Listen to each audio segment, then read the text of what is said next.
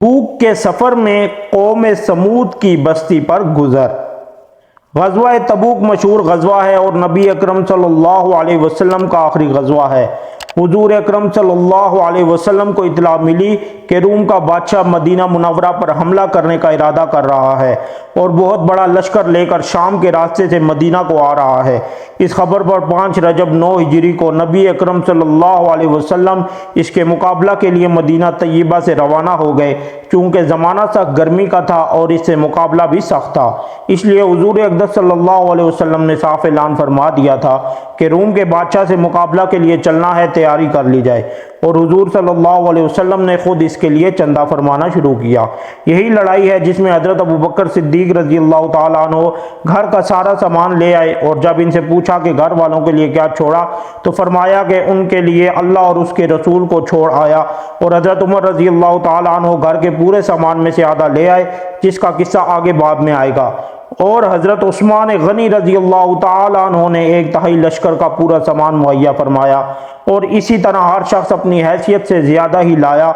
इसके बावजूद चूँकि आमतौर से तंगी थी, इसलिए 10-10 आदमी एक ऊँट पर थे कि नौबत ब नौबत इस पर सवार होते थे। इसी वजह से इस लड़ाई का नाम जैश अल उसरा, तंगी का लश्कर भी था। ये लड़ाई नहायत ही सख्त थी कि सफ़र भी दूर का था और मौसम भी इस कदर सख्त कि गर्मी की इंतहा नहीं थी। इसके साथ ही मदीना तैयबा में खजूर के पकने का ज़माना भी उरूज पर था कि सारे बाग बिल्कुल पके हुए खड़े थे और खजूर ही मदीना तैयबा वालों की ज़िंदगी का ज़्यादा दारोमदार था कि साल भर की रोज़ी जमा करने का गोया यही ज़माना था। इन हालात में ये वक्त मुसलमानों के लिए नहायत सख्त इम्तिहान का था कि इधर अल्लाह का खौफ, हुज़ूर सल्लल्लाहु अलैहि वसल्लम का इरशाद जिसकी वजह से बग़ैर जाए ना बनती थी, और दूसरी जानिब ये सारी दिक्कतें कि हर वक्त मुस्तकिल रोक थी। बिलखुसूस साल भर की मेहनत और पक्के पकाए दरख्तों का यूं बेयारो मददगार छोड़ना जितना मुश्किल था वो जाहिर है, मगर इस सब के बावजूद अल्लाह का खौफ इन हज़रात पर गालिब था। इसलिए बजुज़ मुनाफिकीन और माजूरीन,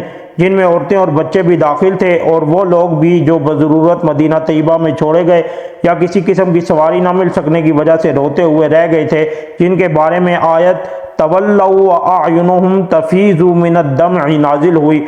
और सब ही हज़रात हम रकाब थे, अलबत्ता 3 हज़रात बिला उज़र के शरीक नहीं थे, जिनका किस्सा आइंदा आ रहा है। रास्ता में कौम समूद की बस्ती पर गुजर हुआ तो हुज़ूर अक़दस सल्लल्लाहु अलैहि वसल्लम ने दामन से अपने चेहरा अनवर को ढांक लिया और ऊँटनी को तेज़ कर दिया और सहाबा को भी हुक्म फरमाया कि यहाँ से तेज़ चलो और जालिमों की बस्तियों में से रोते हुए गुजरो और इससे डरते हुए गुजरो कि तुम पर भी खुदा न खासा वो अज़ाब कहीं नाजिल ना हो जाए जो इन पर नाजिल हुआ था। फ़ायदा, अल्लाह का प्यारा नबी और लाडला रसूल अज़ाब वाली जगह से डरता हुआ, खौफ करता हुआ गुजरता है और अपने जानिसार दोस्तों को जो इस सख्त मजबूरी के वक्त में भी जानिसारी का सबूत देते हैं, रोते हुए जाने का हुक्म फरमाता है कि खुदा न खास्ता वो अज़ाब इन पर ना नाजिल हो जाए। हम लोग किसी बस्ती में ज़िलज़िला आ जाए तो इसको सैरगाह बना लेते हैं, खंडरों की तफरीक को जाते हैं और रोना तो दरकिनार, रोने का ख्याल भी दिल में नहीं लाते।